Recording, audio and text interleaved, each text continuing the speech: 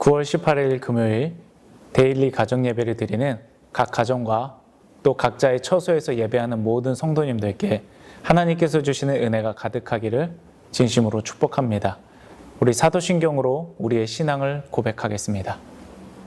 전능하사 천지를 만드신 하나님 아버지를 내가 믿사오며 그 외아들 우리 주 예수 그리스도를 믿사오니 이는 성령으로 잉태하사 동정녀 마리아에게 나시고 본디오 빌라도에게 고난을 받으사 십자가에 못 박혀 죽으시고 장사한 지 사흘 만에 죽은 자 가운데서 다시 살아나시며 하늘에 오르사 전능하신 하나님 우편에 앉아 계시다가 저리로서 산자와 죽은 자를 심판하러 오시리라. 성령을 믿사오며 거룩한 공회와 성도가 서로 교통하는 것과 죄를 사하여 주시는 것과 몸이 다시 사는 것과 영원히 사는 것을 믿사옵나이다. 아멘. 찬송가 286장 주 예수 내 맘에 오사 함께 찬송하시겠습니다.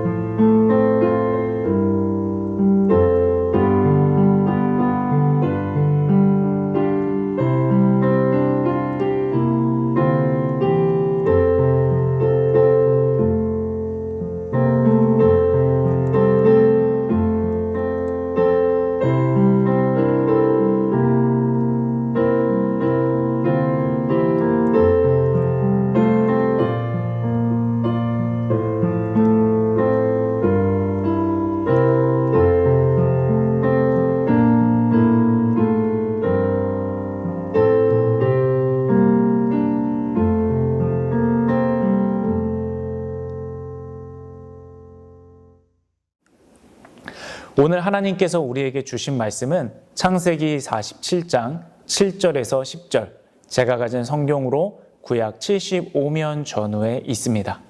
각자의 자리에서 가능하신 분들은 함께 합독하겠습니다.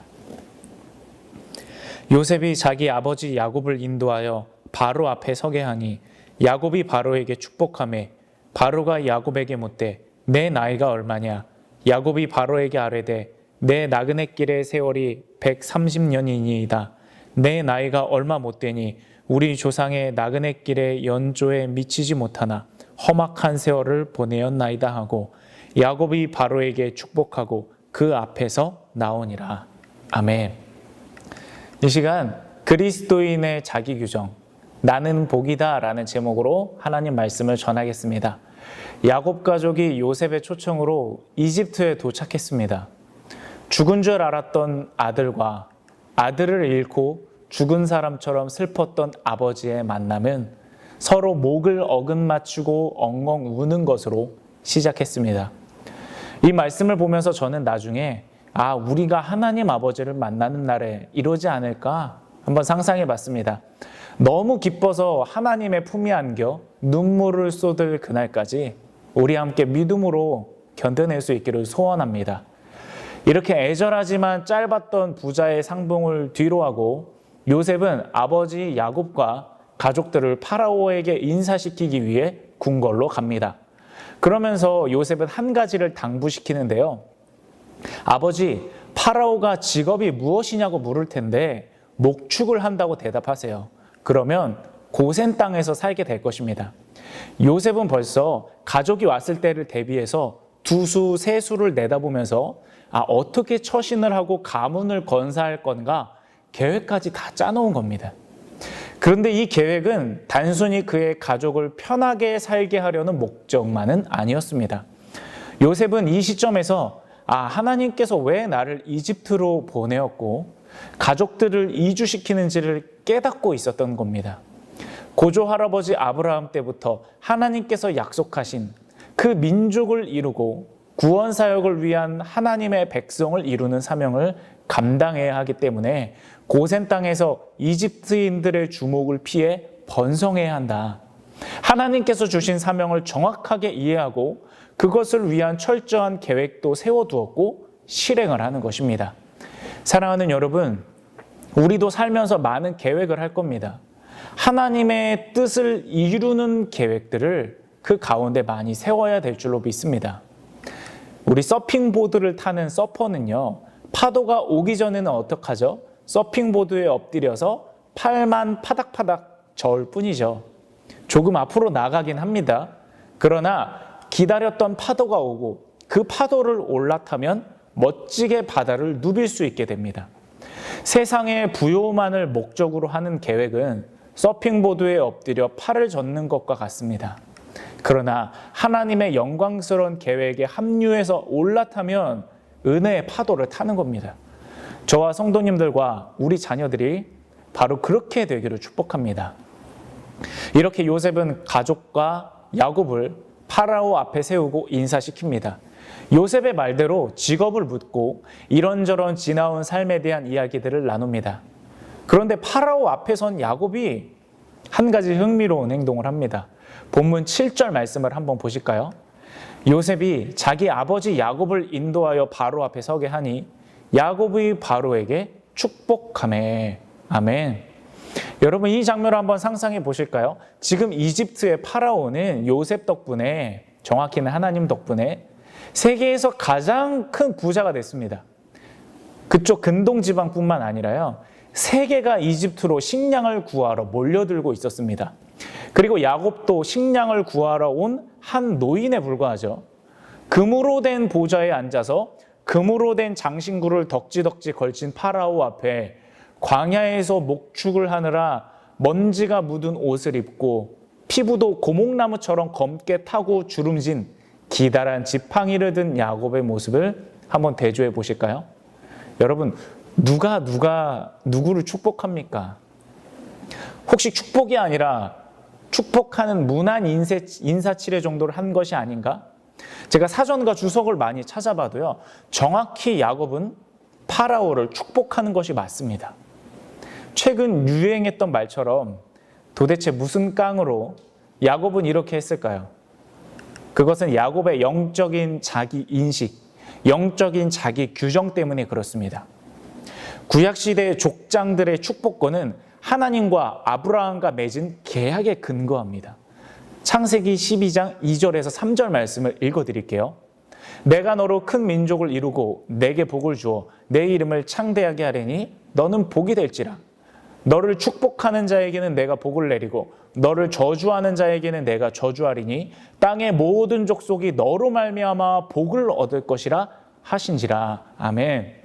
따라서 야곱은요, 파라오 따위와는 비교할 수 없는 지극히 높으신 하나님께서 주시는 하늘의 영적인 권세를 가지고 그를 축복한 겁니다.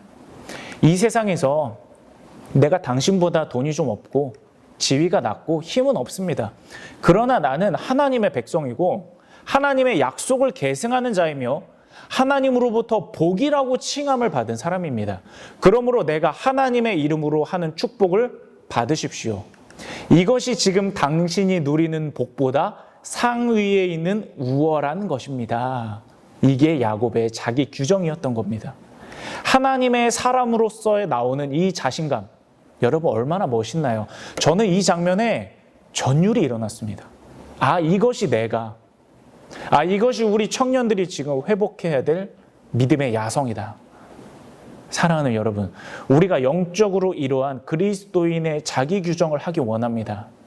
여러분은 예수님을 믿는 순간부터 하나님께 복이 된다고 선언된 사람들입니다. 야곱이 파라오 앞에 하나님으로 인해 당당했던 것처럼 여러분, 우리가 어깨를 펴고 고개를 들고 당당해지기를 원합니다. 예수님께서 나를 위해 죽으셨어요. 나는 예수님짜리 인생입니다. 세상의 가치보다 고상한 하나님께서 주신 자녀된 권세와 장차 상속받을 하나님 나라가 우리에게 있다는 것을 기억하십시오. 그것이 우리를 이 세상에서 소망 넘치게 할 것입니다. 지금 예배하는 사랑하는 성도님들과 가정과 내 목숨 10개보다 소중한 우리 자녀들이 바로 이러한 그리스도인의 자기 규정, 나는 복입니다. 세상의 복 따위는 비교할 수 없는 하나님의 복덩이가 바로 나입니다.